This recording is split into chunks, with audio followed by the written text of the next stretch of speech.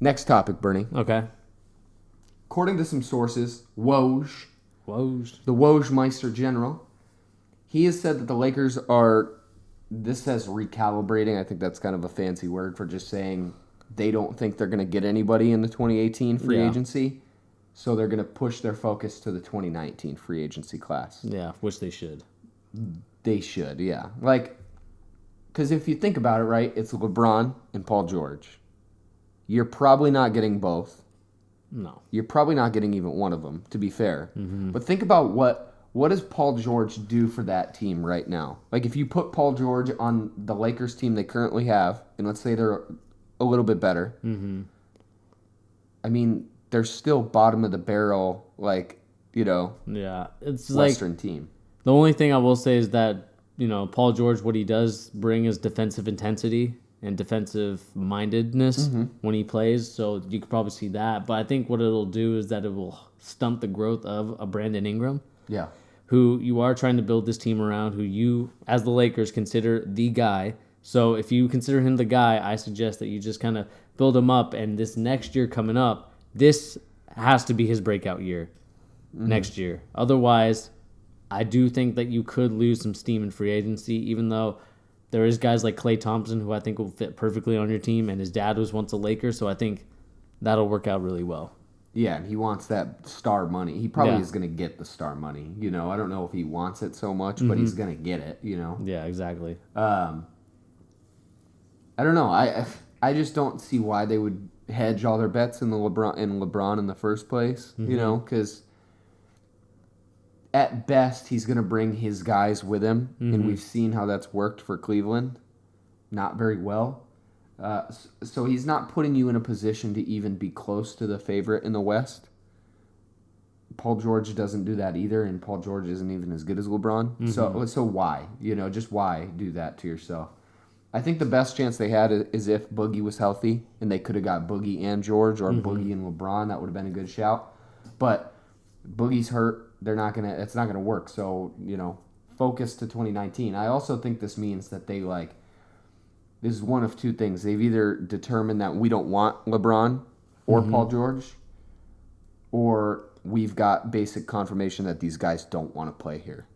Yeah, I think One of the two. They probably got confirmation that LeBron is probably not going to be going to LA, because I don't think this report would have came out if LeBron was serious coming to LA. They probably wouldn't say anything, or Woj wouldn't report, because the only reason why this got out is because someone wanted it to get out. So what this smells to me is that LeBron is probably making a move somewhere else. We don't know where. We could probably speculate in the future, which we probably will. And basically the Lakers are like, okay, we're going to plan for 2019 so we can get all the different type of players that are going to be on the books. Of course, you have guys like Kevin Durant, who will be a free agent. Paul George, if he doesn't sign an extension. Klay Thompson. We'll see a lot of these guys on the free agent pool in 2019. I think Kawhi. But I think Klay Thompson is the dude that they want, I think, in my opinion. I think it would be Kawhi and Klay. Those are the two guys they want. Could you imagine those two dudes together? Goodness gracious. That'd be great. It's definitely going to be interesting. I'm curious to see, and maybe part of it is they see their success with their young guys right now. And not that they're the best team, but look at who they drafted. They got Lonzo Ball, he's good. People saying he's not good, people who jumped on the bus wagon real early. He's a good player in the NBA when he's healthy. And then you have Kuzma, a really good NBA player. And then they have Josh Hart, who they drafted late in the draft too, and he's been playing really well right now, recently as well. So they probably just want to keep their picks and have another good draft. They probably feel confident in their drafting skills. So take another year of getting good young players, and then get these vets in 2019 to come in and make the team better. I will say, though, if the Lakers do want to keep that pick, they either have to keep winning, so they're out of that kind of pick where the Celtics could potentially get it. So they do have to keep winning, and they are right now. I think if they were in the 9th or 10th spot, I think they'd be officially safe. Yeah. Just to make sure that there's no possible way for any of the other teams in the East to kind of make it so that the Lakers pick is potentially in that area where the Celtics could snag it. I mean, they could drop too, because if they trade Clarkson or Randall, I mean, those guys have been playing really well, and they've been playing for contracts and, to get good looks from other teams. Mm-hmm. So if they do get traded, I mean, I've seen Clarkson save them on more than one occasion this season on games. So if they don't want the Celtics to steal their pick, then they better hope that they start winning, Yeah, they better hope that they start winning or lose enough games to where they're one of the bottom 2 teams. Because the only time they'll get it is if they're the number 1 pick, or I think it's beyond 8. I thought it was 6. Or is it 6? I think it's just, isn't it 2 to 5? That is the Celtics pick. I think so. I might be wrong though. Let me look.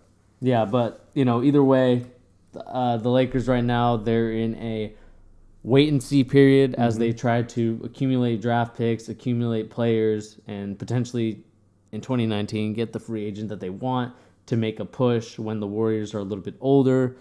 The Cavs will probably be no more, and the only team that probably will be in their way is, we have teams like the Celtics, the Bucks, that they can improve. You got those teams. So it should be a fun 2019 draft class and see what they can do with that team in 2019. Yeah. Oh, so if Boston would get it if it's between 2 and 5. Okay. So, I mean, there's still a chance, Yeah. If the Lakers lose a few games, I mean, the Celtics got to be excited about that. Probably. That's just what the Eastern Conference needs. Boston to get another incredible player between 2 and 5. Yeah. Yay. Like Trae Young. Can you imagine Trae Young on the Celtics with what they already have? Woo. They don't really need him, but good lord, that's just not fair anymore. Speaking of the Celtics, Should we move on? let's move on. We're going to talk some shit.